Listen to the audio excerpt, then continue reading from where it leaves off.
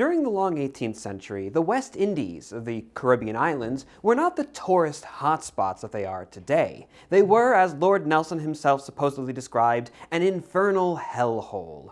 And in a previous video, I discussed the brutal nature of those islands for the army and how deployment to the West Indies was once almost a certain death sentence. But of course, there were other inhabitants of those islands as well who suffered far more deeply and more tragically than soldiers. Those who had even less a choice to be there, and those who held no hope of escaping from those fever islands. I'm speaking, of course, about the slave population, among whom the rates of mortality were so brutally high and birth rates so low that the only way that the planter class could keep their numbers up, their slave numbers up, was by a constant importation of a fresh workforce. So in this video, brought to you by the Native Oak and our mission to promote the study of history for the national good, we're going to talk about why that was the case. What made slave mortality so immense in the West Indies? And how could the constant buying of new slaves to replace the old ones, rather than just trying to maintain the original population, possibly be profitable? Now, as you may expect, things are going to get rather dark in this video. It's a disturbing thing, and it might feel dehumanizing to speak of human lives as mere tools in the pursuit of profit. But ultimately, if we want to understand the nature of slavery in the early modern era, we need to understand the economics behind it. But before we do, and because there's really no other appropriate place to throw it in, given the subject matter of this video, we're going to have a quick sponsored message. This video is sponsored by Exter. Alright everyone, this video is about 40 minutes of just pure, really depressing content, so I'm going to get through this nice and quick. You know the Exter wallet because I tell you about it all the time, and you love the Exter wallet because not only is it an amazing product, but because I recommend it to you all the time and we have a delightfully parasocial relationship. Did you know that not only is it much more sleek and modern and fine than your ratty old outdated bifold? Kind of funny me saying something's outdated given my whole, history shtick, but in this case you want modernity because, well, it's the convenience of something you have to carry around in your back pocket all the time. It can carry up to 12 cards plus cash, and it is secure against all kind of RFID theft attempts. Not only that, but you can throw in one of these tracker cards and you will never lose the thing again. But, oh my friends, all of that is not what I love the most about the Exter wallet. No, my dear viewer, what I love the most is the quick card access button. You can store up to 12 cards plus your cash in this thing, and it's just so satisfying to access it all. Use my link in the description down below and use code BRANDONF at checkout to unlock even more savings on top of the extraordinary deal that you see flashing before you on the screen now. Thank you so very much, as always, to Exter for their support of my content, for sponsoring this video. And now, are you all ready to feel really, really sad? Because, oh boy, this video, yeah, it's not a good time. Happy Christmas! Part the first, used more unmercifully than beasts, the condition of slaves in the West Indies. Sugar first came to Christendom in the 11th century as a result of the Crusades, but for most of Western history it was a rare and expensive delicacy. Sugarcane itself was mainly grown in the Far East, and it would never take in the typically colder and drier climates of Europe. But with the Age of Discovery and the growth of transatlantic European empires, new opportunities presented for its cultivation. Sugar was first introduced to the New World in the 16th century, where in the tropical islands of the West Indies it quickly flourished. By the 1650s, it had outpaced tobacco as the region's primary cash crop, and by the 18th century, it was practically a monoculture. The profit to be made in sugar and its byproduct molasses were extraordinarily high. Fortunes were made and entire empires were built off of a West Indies trade which revolved entirely around these products. There did not exist a single person in the transatlantic world, from New England fishermen to British industrialists to African warlords, for whom the sugar trade was not vastly important in one way or another. Its regulation was even an early key element of the eventual American Revolution.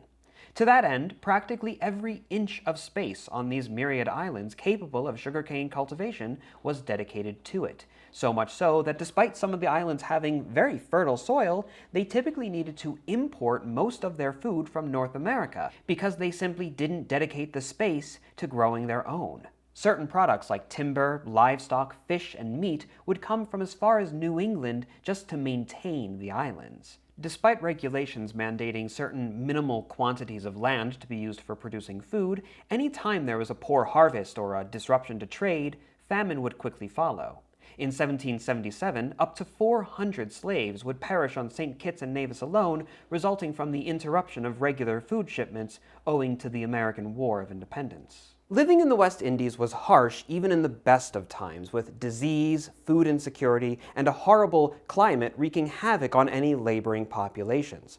It's a topic for another day, but suffice to say that the European planters quickly ran short of native labor and found that white laborers, be they free or indentured or something in between, were wholly inappropriate to it. And so it was determined from an early stage, and for all sorts of questionable reasons, that a new population might be exploited, one plentiful and easy to acquire: Black Africans. And so the transatlantic slave trade began and rapidly expanded right alongside sugar to become another impossibly large artery of empire. The 1778 book, The Present State of the West Indies, describes this shift from native to African slave labor. The inhabitants of Africa sold one another. All the Europeans bought them. Those who were obliged to make plantations began to employ Negro slaves for that work, and soon all the islands were cultivated by Africans, badly fed, half-naked, beat, and used more unmercifully than the most stubborn beasts of our country. Every year, about 52,000 slaves are carried from Africa to the West Indies. The Danes carry away about 3,000, the Dutch 6,000, the French 13,000, and the English have all the rest, which they distribute in their colonies. They sell about 3,000 to the French and nearly 4,000 to the Spaniards, the only people having any possessions in the West Indies who do not go to the markets for slaves on the African coast. Despite an incredibly high mortality rate, which we'll discuss soon enough, by the 1650s, using the island of St. Kitts as an example, roughly 20% of the total island population was black. By the census of 1678, it was a little over half of the population, and by the early 18th century, nearly 80% of the population consisted of black Africans, again, primarily enslaved Africans. Slave labor is very rarely easy, and the majority of the work to be done on a sugar plantation was especially difficult. Sugarcane is a nutrient-intensive crop, meaning that the ground in which it was planted needed to be very heavily fertilized, and there was a lot of work prior to the actual planting to be done. And in the planting season, the majority of slaves found themselves occupied with hoeing, weeding, planting, and fertilizing. Once all that was done, there would be a small reprieve in that sugarcane doesn't really require much care until it's ready to be harvested, at which point there would be a series of even more trying tasks. Once ready to be harvested, the cane would be cut at its base with a long knife or a machete. This is, as you might imagine, pretty back-breaking labor. The top of the cane would then be removed as cane trash, agriculturally useless and which would need to be hauled away. It was often used by slave populations to thatch the roofs of their housing or otherwise just burned. The fresh cane would need to be processed almost immediately afterwards lest it spoil, with slaves either hauling it by hand or by cart to the sugar mill. There it would be fed through large rollers to crush the cane and extract its juice. Even in a pre-industrial era, this was a fairly dangerous process. One account described how, if a mill feeder be catched by the finger, his whole body is drawn in and is squeezed to pieces. The liquid having been squeezed out, it was then brought to the boiling house, where lime and ash were added to it, and it was boiled along successive basins, becoming thicker and thicker with every pour. At the end of the line, it would be poured into a barrel and brought to the curing house, where the still hot liquid would be put through inverted conical containers with holes at their bottom. Cooling sugar crystals would stick to the sides of the container, while liquid molasses would drip steadily out of the bottom. The result would then be molasses, which might be used in the production of rum, and a solid cone of sugar, which was typically forwarded to plants in Europe for further processing. All of this was a highly technical, precise, and dangerous series of tasks, as they dealt primarily with large quantities of boiling or near boiling, tar-like liquid. The same sources before described that if a boiler gets any part into the scalding sugar, it sticks like glue or birdlime, and 'tis hard to save either limb or life.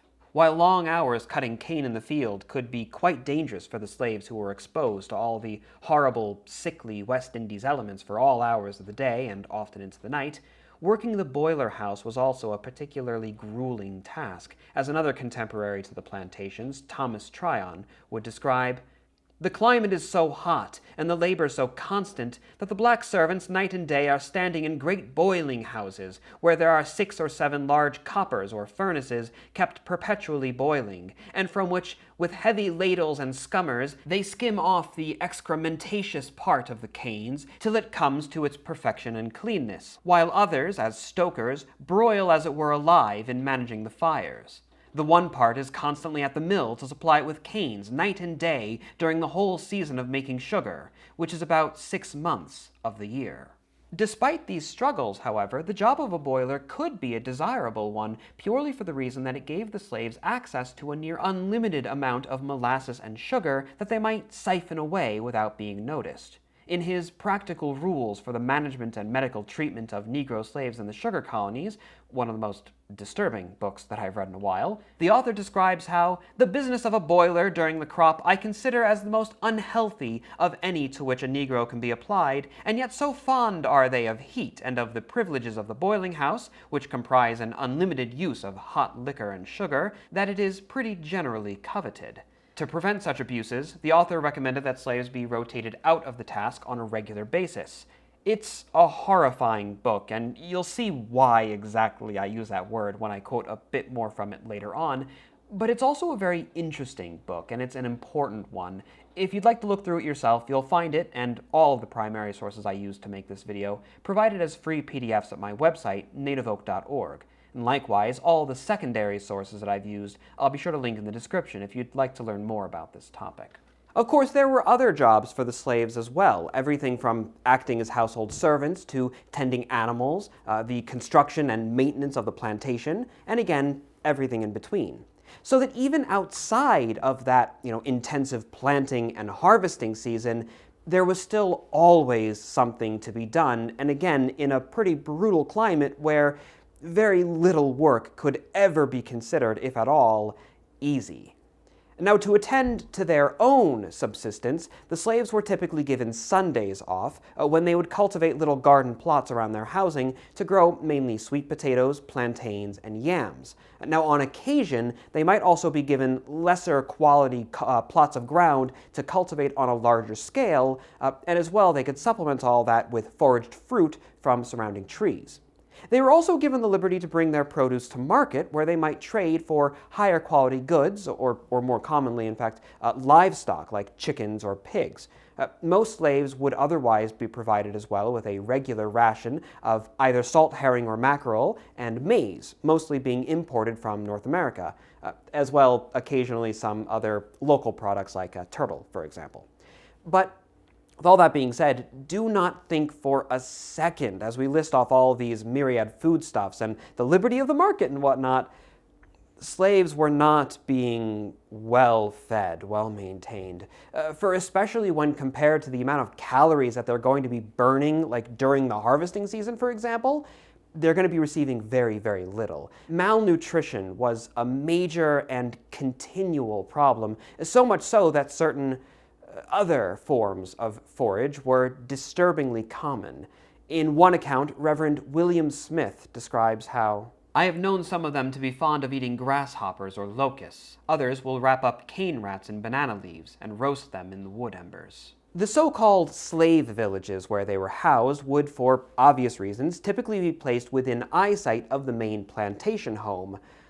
Wherever possible, however, they would also be downwind, typically kept wherever the animals also happen to be, and if possible, near to gullies or ravines, or any other environment that couldn't otherwise be used for planting more sugarcane. While some plantations had more permanent housing, made of stone for example, most of their huts would be made of wood and thatched with cane trash, made of a single room, sometimes less than 6 square feet altogether, or about a half square meter in size.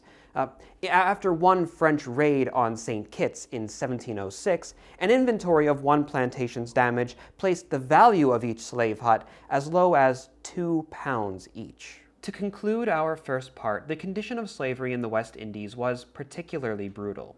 This was owing not merely to the severe nature of the work needing to be done, but to the environment in which it existed, as well as the limitations of a society that was built entirely around the production of a single crop for export, with little allowance made for the domestic production of foodstuffs, clothing, and other goods required for living. Despite this brutality, the number of slaves in the West Indies grew rapidly and consistently throughout the early modern era, right alongside the value and significance of the sugar trade.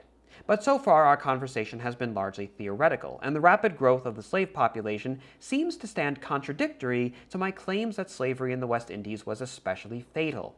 And so this brings us to our part the second, the consumption of the islands, the mortality of the slave population. Now at this stage, I feel it's important to mention that the remainder of this video will be containing references to suicide, to hunger, abortion and miscarriage, disease, and infant mortality. If you're not okay with any of that, you may just want to click off the video right now, and instead maybe you can watch some of my others, which are far more cheery. For example, I have one about accounts of men drowning in mud, or dogs getting shot, or the logistics of genocide. Better yet, perhaps you'd like to read my new book, which is all about trauma, horror, and privation throughout military history. You'll find it linked down below. My career has taken a dark turn lately. Profitable, but dark. In any case, if we look again to the Practical Rules book, we'll find a rather horrifying quote that perfectly summarizes the economic relationship of the West Indies with the transatlantic slave trade. The author describes very point blank how it is very certain that the Negroes who are born and reared in the sugar colonies bear no proportion to those who die there. Hence, in order to prevent the depopulation that would otherwise take place, a demand arises for recruits from the continent of Africa, from whence a great number are annually drafted for the consumption of the islands. The slave population of these islands was dying off faster than they could be naturally replenished, meaning that a constant importation was required to ensure a steady supply of labor. This is, I think, one of the most horrifying and possibly confusing elements of slavery in the West Indies, because after all, how could such a thing really be profitable? And could the mortality rate really be so high? Or is this all just like a little bit of hyperbole used by individuals at the time to emphasize just how bad conditions were? Well, for starters, the book that I just quoted from is very much a pro-slavery text, and it's spelling out very plainly all of this not as like some great moral concern, but it's just providing it as an economic reality that the planters have to face and how they might effectively deal with it. It's the same attitude as a factory owner tut-tutting about having to shut things down for a turnaround. But to reinforce the idea, let's look at some numbers to sort of prove the point here. In his article, Slave Mortality in 19th Century Grenada, Jeffrey P. Copland did a study of mortality on the island from 1817 to 1818. Now, obviously, this is a very limited time frame and only one of the West Indies islands, but just treat this as a very, very rough estimation of the wider conditions. Again, also keeping in mind that by the early 19th century, various rules and regulations had come into play that dramatically improved the survivability and quality of life for the average slave. There were a number of regulations ranging from everything from how they were being fed, to the amount of work they could do, to their housing and clothing, all those sorts of things. So these figures we're about to see are the improved figures. This was after, regulations had come into place, right? The overall life expectancy of a slave in Grenada was, assuming that they lived past the age of 5, some 33.9 years. If you include for infant mortality, that average lowers to 25.9. Although that number as well is likely to be even lower, really, as many infant deaths would go unreported. And if I'm reading this chart correctly, roughly 64% of slaves born were expected to live past the age of 4. About half would then make it to my current age, 29, and a slave was equally as likely to die between the ages of 40 and 49, where they're still able to be providing the full amount of labor, but they're maybe not in their full prime. They're just as likely to die then as they were from the age of 0 to 4, which is staggering when you remember how high infant mortality is during this time period. Take your own age, right, as your own example, and look at this chart. If you were a slave in Granada during those better times, right, when the government's looking out for you a little bit more than they were 100 years prior, how likely would you be to survive the next couple of years, the next 5 years? When you make it so real, those numbers are frightening. Many of these deaths were to disease. The article lists dropsy, stomach ailments, fevers, and natural causes as the most commonly listed, while also pointing out that most of these deaths were ascribed to symptoms, not their actual causes, many of which were likely preventable. It's also important to note that these were the slaves already landed and working on the plantations. This was the domestic population. For the dates that this article is talking about, the slave trade itself had already been outlawed some 10 years prior, whereas in the days of the Atlantic crossings, estimates of losses from the crossing itself range from 12 to 25%, although that's a subject for another time. Nor were those immediate losses the only ones procured by the passage, as the author of the Practical Rules book calls it, but newly landed slaves would frequently suffer from, as he tells us, dysentery, fevers, inflammations of the eye, venereal complaints, and guinea worms. Don't look that last one up unless you've got a strong stomach. And losses to these myriad complaints he places at roughly 4.5% prior to their even being sold. These slaves were often being sold in large lots to prevent their individual ailments taking too great a toll on the buyer or seller. He provides a description of such activity. It appears, therefore, that many Negroes are lost by disorders imported with them. Indeed, they who have had an opportunity to frequent the Guinea yards would conclude no less from observing the great number of emaciated objects that are presented for sale, and yet these are by no means the worst of the cargo, there being still an assortment in reserve of what are called the refuse or the tail, who being in too deplorable a state to be exhibited with the others, are reserved for sale at the hammer, if they live long enough to be brought to it. For they may be looked upon as being consigned to the grave, whither they are, with very few exceptions, transferred in a short time.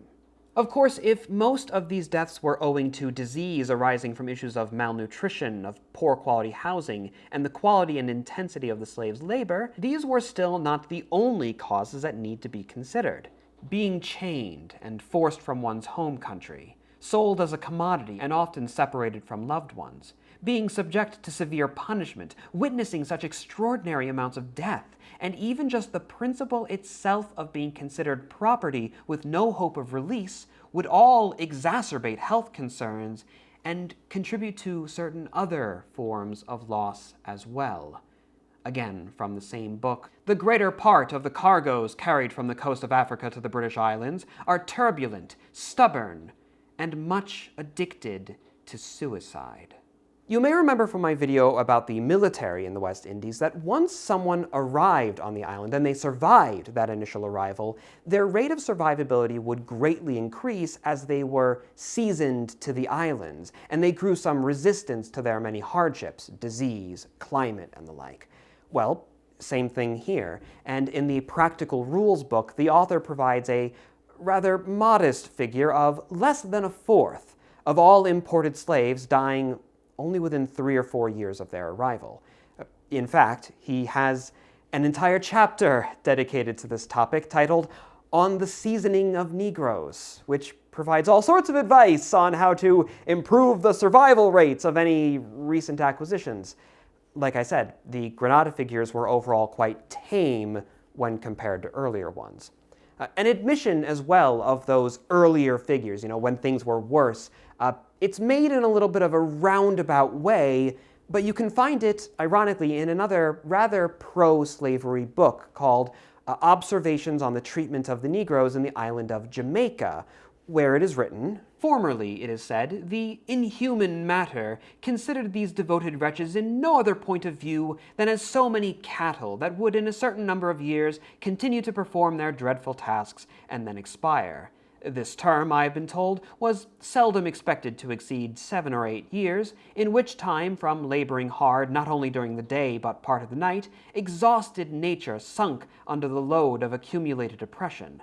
But times and circumstances have altered wonderfully. The value, or more properly speaking, the original price of the Negro has, in the course of 30 years, risen upwards of 1/3. The proprietor is therefore led to view Negro property as an object of great concern, and consequently is disposed to preserve it by every prudent method." Now that last argument might sound a little familiar to you. I have an entire video about how it's absolute nonsense and was never really the case, right? But the point here is that while he's attempting to describe how things are just so much better now in his own time, he's giving us an earlier figure of those freshly arrived slaves not even lasting 10 years before they died from how horrible conditions on the island were and how harshly these people were being overworked. Even if he is grossly exaggerating to try and, drive his modern point home about how much better it is now, you can still see how that kind of time span really doesn't allow for a domestic population to get itself to a sustaining place. Thus, again, in line with everything else we've seen, reinforcing that they required a constant importation of new slaves. Nor were things evidently quite so improved in the author's own time as he would have us believe, as even while that man is claiming to acknowledge the evils of the entire system, right, he's still describing how, "For my own part, I entirely disapprove the traffic in the human species which has so long been sanctioned by custom, and I heartily wish that expedient could be devised to preclude the necessity of a trade which human pity recoils at, and which so materially affects the character of a Briton. But how the slave trade is to be relinquished without throwing up entirely all West India property, I must confess I am completely ignorant." Without the importation of fresh slaves, the whole of the West India economy, built entirely around this factory-style production of a single cash crop, would collapse.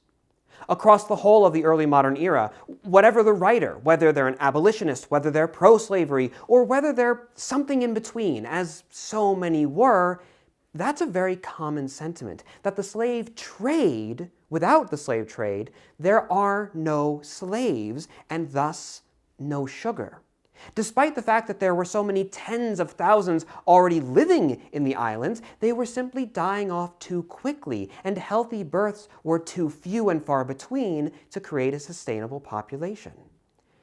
And this brings us to perhaps the darkest portion of this video, our part the third, the evils of pregnancy, the birth rate among the West Indies slave population.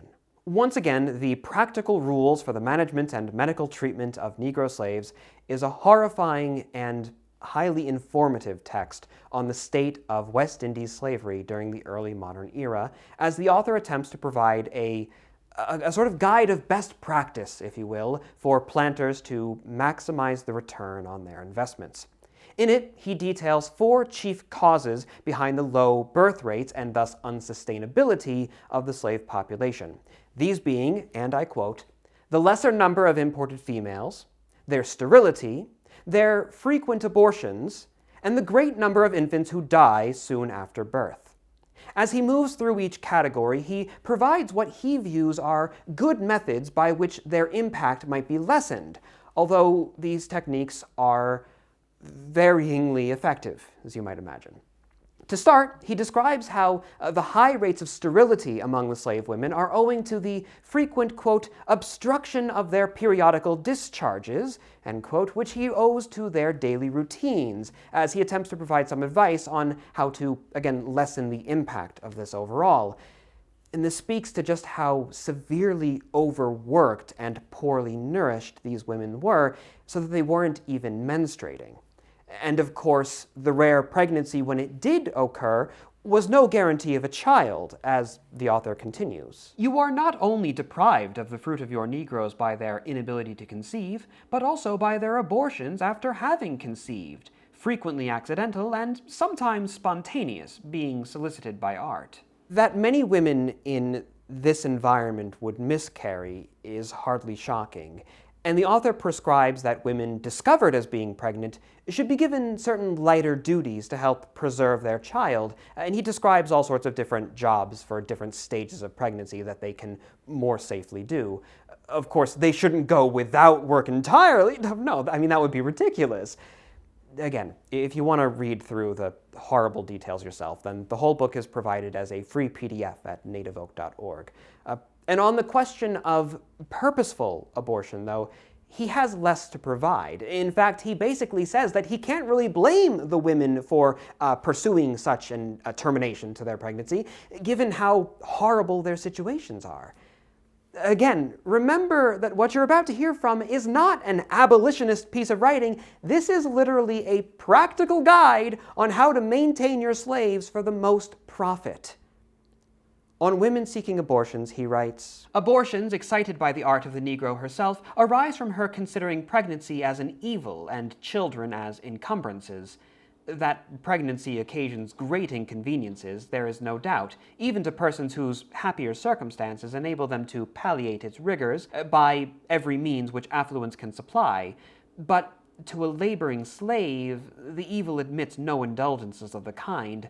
Her stomach is harassed with sickness. The weight and pressure of the child disables her from moving without uneasiness and difficulty. Upheld by no consolation, animated by no hope, her 9 months of torment issue in the production of a being doomed like herself to the rigors of eternal servitude, and aggravating, by its claims on maternal support, the weight of her own evils." And of course, if through it all a child was somehow born, it was not liable to last very long.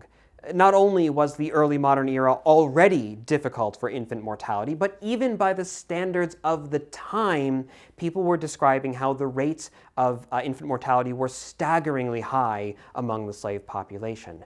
The author tells us how it is notorious to everyone to whom the subject is familiar that a great many Negro children die within the first 12 or 14 days after their birth of what is called the jaw fall. Up to a quarter of them would die from this, is the number that he provides later. In an article titled "The Feeding of Slave Populations in the United States, the Caribbean, and Brazil" by Ramiro Alberto Flores Guzman, originally published in Spanish, I found a definition of the condition as an intense involuntary muscular movement, in this case basically a kind of lockjaw, that is brought about by an extreme shortage in calcium in feeding which could not be supplied from maternal milk. The mothers were so poorly nourished that what little milk they could provide their children didn't have the necessary nutrients to sustain them, which in turn then prevented them from being able to take to the breast at all. These children starved. And for those children who would survive past those first few days, the first 2 weeks, it was also common for the women, who were often being put right back to work after their birth, to bring their babies with them in the field where the babies would be exposed to the sun, to the wind, and to the rain for very long hours.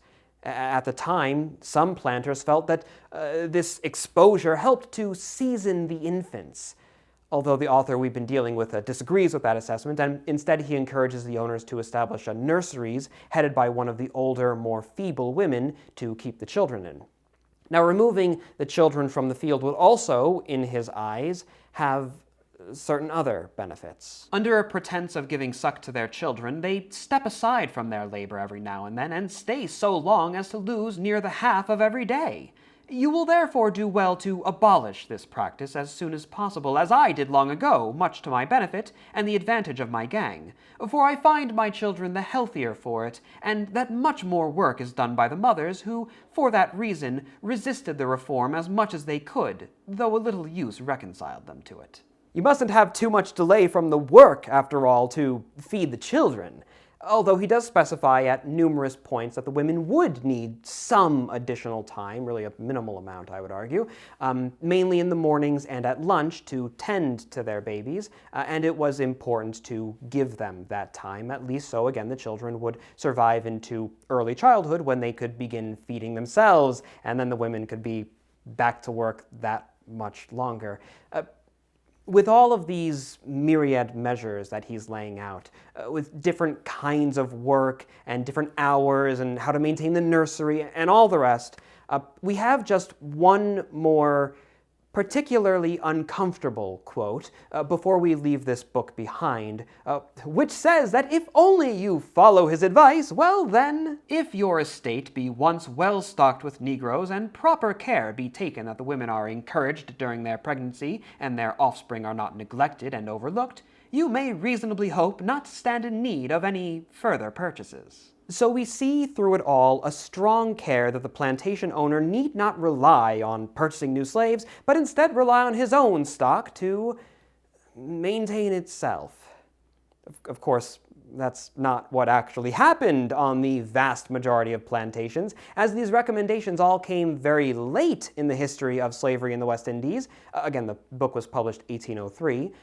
And as well, the suggestions were not universally adopted, especially the ones about not having the women take their children to the field and not whipping the slaves quite so much. And then ultimately, even where his suggestions were taken into consideration, they were often imperfect in many different ways.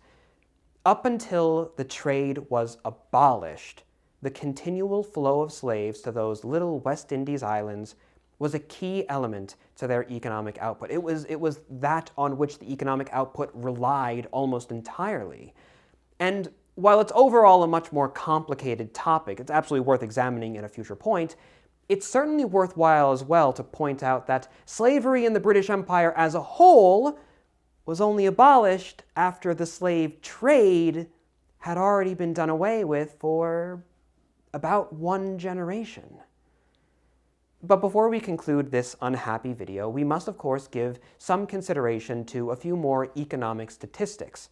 And so we come to our final part, the fourth, the disgrace of the age, the profits of blood and sugar. So let's talk numbers. According to the National Museum's Liverpool, in the mid-17th century, an African slave could be purchased by a West Indies planter for as little as £7. The cost to import a European indentured laborer, by comparison, would cost around £10, and then, of course, from that laborer, you would typically be getting fewer years of work with a greater overhead cost in their housing, feeding, and all the rest. And add to all of this, of course, the perception that black Africans were simply better suited to hard labor in extreme heat than white Europeans were, and you really don't need to be skilled with numbers to see why the demand for slaves quickly skyrocketed. By the end of the 17th century, the price of a slave would almost triple, ranging from 17 to 22 pounds on average, and a century later, as we're approaching the days of abolition, they were closer to 40 or 50 pounds each. According to a purchasing power converter created by the National Archives, which I'll be sure to link below so you can play around with it as well, spending £7 on a slave in 1650 would be the equivalent of roughly £724 in 2017 currency, or roughly the same amount that a 17th century man might expect to spend on a horse or on a cow. For a 20-pound slave purchased in 1700, that cost would rise to just over 2,000 pounds equivalents today, and for a 45-pound slave in 1800, the number actually goes down to just under 2,000 pounds. So all of this is a significant amount of money, to be sure, but it's certainly cheaper than paying a worker's wages, assuming that the slave was able to provide at least a few years' worth of labor. And as we saw previously, even when the going was really bad, the average slave is still going to provide at least a few years of work in which they could produce an awful lot of sugar and molasses, thus more than paying for themselves. In another article from the Liverpool Museums, estimates to establish a full working plantation would range throughout the early modern era anywhere from £1,000 initial investment up to 10,000, all to, buy the land, to construct all the buildings, and then purchase all the slaves. But ultimately, whatever the cost, these expenses were typically repaid quite quickly, especially when compared with other investments of the time. As a whole, the value of the sugar trade to the British Empire was immense. The article Sweet Business, Quantifying the Value Added in the British Colonial Sugar Trade, places its value at 1% of total British GDP in the early 18th century and a full 4% by its end. For a sense of scale, 4% of the British economy today would be well over £100 billion annually. And according to gov.uk, the gross value added of modern-day British agriculture, all of it doesn't even break £14 billion. And of course, sugar and molasses isn't the whole story of the value of these islands either, as they only represented one leg of that dreaded triangular trade, involving near every element of the transatlantic economic world. All the way from timbermen and fishermen in New England, to arms manufacturers and shipbuilders in Britain, and even to the great empires of West Africa, which, owing to the profitability of the trade itself, began to shift large swaths of their economy to the capture of slaves to sell. So thoroughly embedded was slavery to the early modern economy that to consider eradicating it seemed to many as ridiculous as, well, ending the systems of quasi-slavery that we all rely on today might seem to so many of us. Such a sentiment was echoed at the time as well, for example in The Present State of the West Indies, which describes how Europe is continually enriched by carrying constantly to America not only all the goods which it produces or manufactures, but likewise those that its ships fetch from Asia or Africa. The direct commerce of its own commodities, and many imported from the East Indies, and whose value has doubled in Europe, is without doubt very great, and the only one which comes near it is that of the Negroes, which they purchase together with other commodities on the coast of Africa to sell them again in the West Indies. This trade, to the disgrace of the age, has so deeply taken root, it has become so necessary to the present state of affairs, and our wants have justified it in a manner so absolute that it is now almost a ridiculous commonplace to cry out against the barbarity and cruelty of it. And so we come to our conclusion. Economics is often referred to as a dismal science, and in few places has the term been more appropriate than the West Indies of the early modern era, where blood and sugar flowed in equal measure, as the unique economic conditions of the islands encouraged planters to work their slaves literally to the death in pursuit of greater profit. While the rising demand for slaves would lessen the profitability of such exploitative measures, even when they were at their most expensive, it was still felt that to eradicate the trade in slaves would ultimately destroy the trade in sugar, so unsustainable as it was otherwise. Ultimately, the slave trade would be outlawed in the British Empire in 1807, and it's rather telling that precisely one generation later, slavery as a whole would finally be abolished. But the political and economic causes of that noble effort, as well as its long-lasting fallout, are topics for another day. Likewise, the subject of which I've spoken in this video is an extraordinarily complicated one, and it's grimly fascinating as well, I think. So if you're interested in it, consider that this video should only represent your introduction to the topic, and I would encourage you to continue your research with any of the articles that I've linked below, and likewise the primary sources which I've used, which again you'll find free of charge at nativeoak.org. But for now, I believe I've taken much of your time, and for it I am deeply appreciative. My name is Brandon Fischella, and on behalf of the Native Oak, thank you for watching. A special thanks also, of course, to those who support my work directly as patrons, as their generosity is what makes videos, certainly algorithmically less friendly videos like this, possible. And until the next time, my dear viewer, I am, and I shall remain, your most humble and obedient of servants.